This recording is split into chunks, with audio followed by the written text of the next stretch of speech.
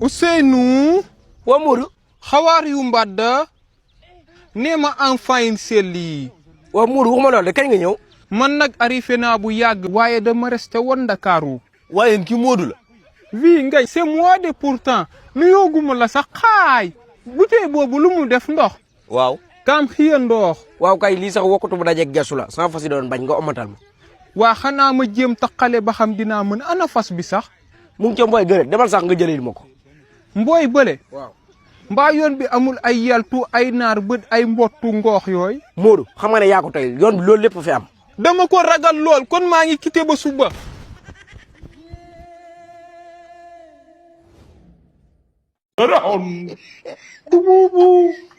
waaw salaamaaleykum gars yi yéen a ngi ci seen émission Firi Gént ñu toog ak sëñ bi dafa mel ni sax am na kuy woote. allo salaamaaleykum. waaleykum salaam. lu waraloon woote bi. mais damaa gént benn xale bu jigéen ñëw maa di ma gént nàmp. namp. xaar ma jox la sëñ. bismillah. waaw kilifa gi salaamaaleykum.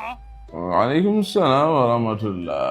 man ne daa amoon gént gu ma jaaxal lool. waaw nga ne loo géntoon ndax ki damaa defen dafa jóom. man daal démb ci guddi daal laa gént. waaw. man daal damaa gént benn xale bu jigéen daal. ñëw ba ci man di ñu def mbuusu soow lu ma def di ma nàmp. man daal sëñ bi loolu jaaxal na ma ak ni ma sellee. waaw baax na waaw dinañu ko tekki léegi incha allah. baax na waaw. sëñ bi kii nee na lan la gént. waaw kii la dafa gént. nee na ñu koy nampal. namp. waaw waaye. laa hawla wala. nit mënta contrôler géntam. man de mosuma gis gént bi sëñ bi góor bu ñuy na waaw sëñ bi yow moom mën nga firi gént yi bisimilah.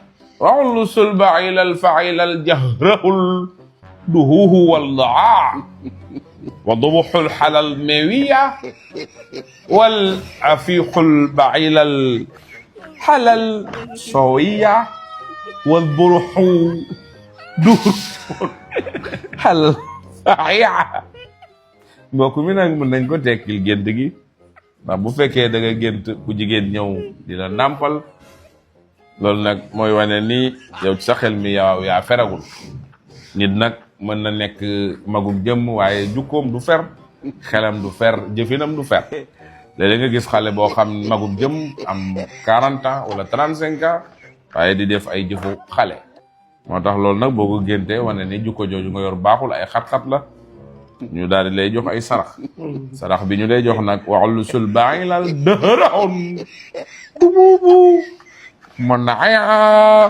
wal fufu ñuy wax mbokk mi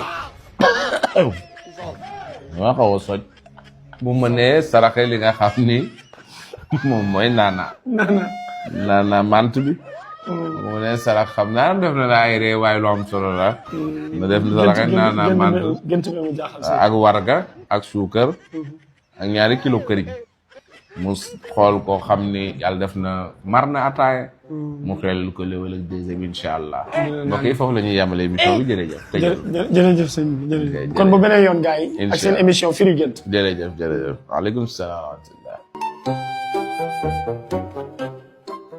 ndomba bi ma lay jox boo ko takkee boo nuyoo nit loo ko laaj mu jox la loo ko wax mu def ko am jërëjëf.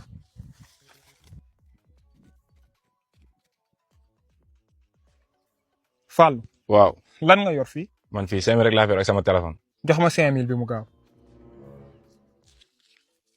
ok dama. sëriñ bi aay na de. man kay tekki naa ba pare. le petit ngañ. teyel maa la ko jox. yow jàmbaar dëgg nga ah te bokkoo Ousseynou doo ma soññu ci dem tool góorgóorlu la ah. lii nag. garder la monnaie. te yomb na ma. Ousseynou. waaw. ngoon booy gontu ji bul ma woo dégg nga ah xam naa ne du ma mën a dem tool. waaw. le des ci nawet bi sax yaakaar naa du ma ko dem tool.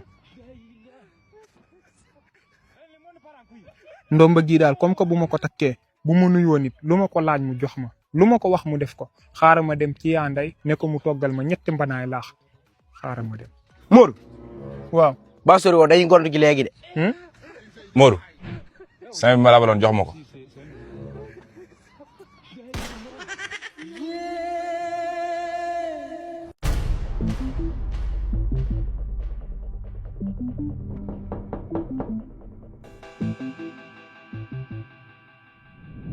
Mais, attends, c'est lui ou pas? Attendez. Ne vous en faites pas, vous n'êtes pas fou. C'était ma jumelle. Ah, et vous vous ressemblez comme deux gouttes d'eau. On a l'habitude de l'entendre. C'est normal, non? On est jumelles. Je confirme. Bref, je crois que j'ai une livraison qui m'attend. Exactement.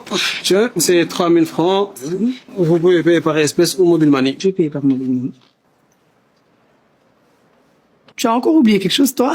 Tu crois que tout le monde est aussi organisé que toi? Bah, mine de rien, c'est la 3e fois que tu le fais de la semaine, hein.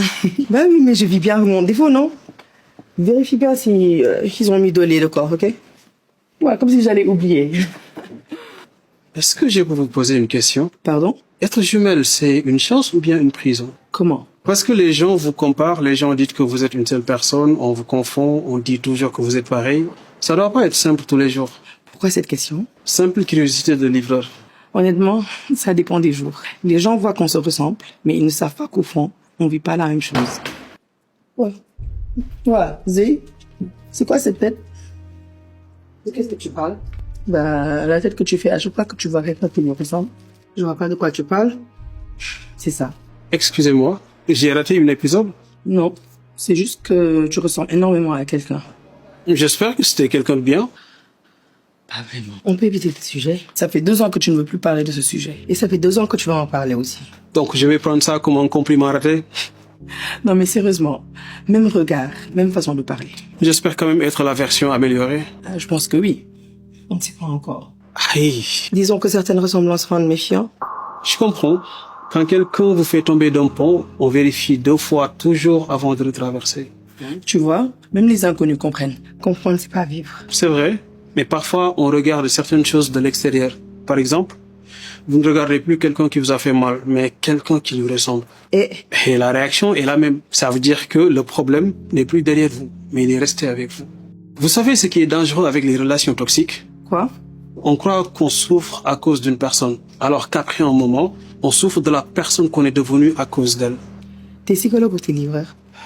Ça fait longtemps qu'elle n'est plus avec lui. Et pourtant, elle continue de regarder derrière elle. Donc le problème n'est plus lui. Alors c'est quoi? Il est parti, mais il continue d'occuper une chambre dans votre tête. Vous savez ce qui est étrange? Lui, il est absent, mais c'est lui qui décide toujours de la façon dont vous regardez certaines personnes. Ça fait beaucoup de pouvoir pour quelqu'un qui n'est même plus là. Finalement, je pense que j'ai la réponse à ma question. Laquelle? Être jumelle. Et alors? Une chance. Pourquoi? Parce que certaines personnes traversent leur tempête toutes seules. Mais elle a une jumelle qui est restée debout à côté d'elle. Ça vaut plus que toutes les ressemblances du monde. Bon, moi je vais vous laisser. Tu fais toujours des livraisons comme ça? Je ne livre que des colis. Et je pense qu'aujourd'hui, j'ai livré quelque chose d'autre. La prochaine. Attendez.